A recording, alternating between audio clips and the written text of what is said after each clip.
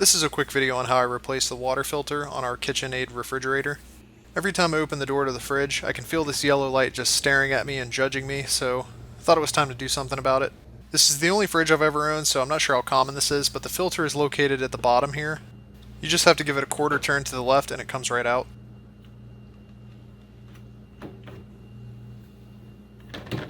These are the part numbers I used to find the replacement filter from Amazon. I'll leave a link to the one I got in the description.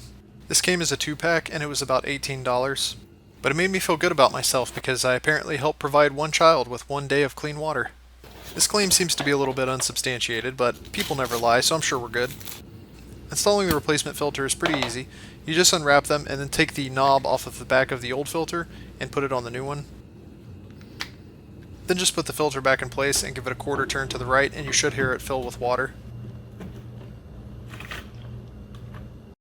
To reset the indicator light to green, you just have to hit this button 5 times within 10 seconds, which temporarily transforms your fridge into an EDM rave.